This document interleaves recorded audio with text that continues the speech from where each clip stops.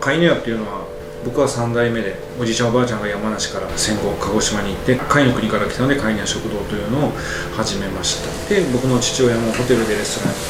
コックしてて、カイネ屋はもうおじいちゃんおばあちゃんが亡くなって閉店して、その後うちの父親がレストランをして、でそのままうちの親父はレストランから日本料理の方に行ったんですよね。おじいちゃんおばあちゃんの店ももうほんと戦後で、寿司も天ぷらも洋食も食のデパートみたいな店だったらしいんですよ。鹿児島でやってきて京都に移るってなって2年ぐらい実際準備して何をやろうかなと思うんですね。京都で鹿児島と同じことじゃなく、もっと自分がクリエーションできるのかなってすごく悩んでて、イタリア料理っていうものから日本人の作るイタリア料理、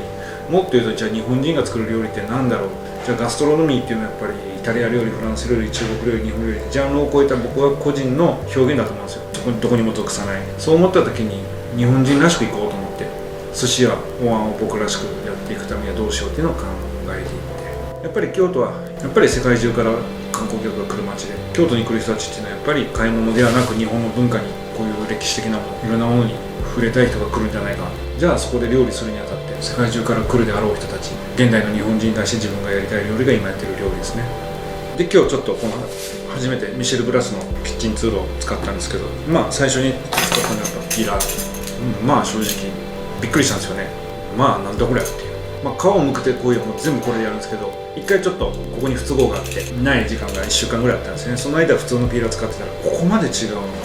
例えば冬瓜ものすごく極薄で一番必要のない皮の部分だけを取ることができる。でもうちの場合その皮をまた煮出してガストロバッグという機械を使って野菜自体に戻すんですけど、これは本当にちょっとすごすぎて、なんでこれ今まで知らなかったんだろうと。で包丁はちょっと今から今日撮影で初めて使わせてもらったんですけど、とりあえずまずワンセット使ってみようかなと思います。いや最初これがこんだけすごいんだったら、じゃあ他のこのシリーズ、ミシェル・ブラスのシリーズどんだけすごいんだろうとか。で今回のメインのこのミル、普通のメーカーのいわゆる胡椒と塩のミルがあるじゃないですか。正直全然違う。パッとなんでしょう、香りが開くというか潰さないかなと僕は思ってます。やっぱりミルだったりすり鉢やっても潰していくわけで、これは何だろう、ちょっと構造上すごい難しいのがホームページに出てたんですけど、すごく華やかにするミルかなと思います。今うちは一応2個あるんですけど、キッチンとソムリエで取り合いなので、洗ったら乾燥させないといけないんで、もうちょっと増やそうかなと思います。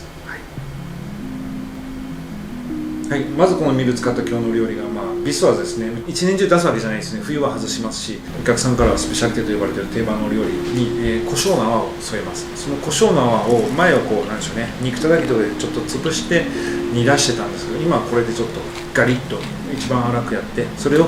牛乳に入れて温めて胡椒の香りを移したのをスープのアクセント、胡椒の泡として、真っ白いお皿に真っ白いじゃがいものスープ、真っ白いバターのジェラート、真っ白い胡椒の泡、そして透明なじゃがいものチップス。胡椒って香りだと思うんですよね、下味ではなく。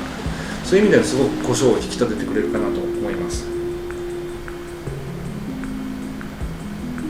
で次サラダ、広島の瀬戸鉄工さんが作っている高温で一瞬で粉砕したドライハーブ、いろんなパウダーですね、それを4種類ミックスして、その時々で変わるんですけど、サラダの仕上げにさっと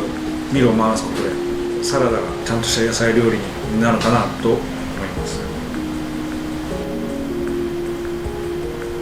であと最後、モンシャンミッセルのムーガイのおじやですね。あれはスーシェフの高島が考案した料理で、作っていく中でその中にはない最後の最後にお茶碗を持ってきた時に香るためには仕上げでパラッといこうっていうのがあったんですよ。それでこのミルでハーブをさっと回してます。やっぱりなんでしょうね、ワイングラスと一緒で、こう広いお皿とこういうお皿では持ってきた時にやっぱり香りがパッとくるので、さっと削ることでものすごい効果を発揮するかなと思います。もちろん見えないところで、デザートのアクセントだったりいろんなところに使ってるんですけど、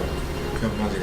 ミシェル・ブラス当然お会いしたこともないし、やっぱり今日サラダ出しましたけど、あれのスタートはやっぱりガルグイユですよ。世界中の野菜料理はもう皆さんピューレだっていろんな参考にしたし、避けて取れないと思うんですよね。ガルグイユは本当に野菜料理代表はガルグイユだし、でもそれをそのままガルグイユをやったって、それはもうミシェル・ブラスにコピーでしかないし、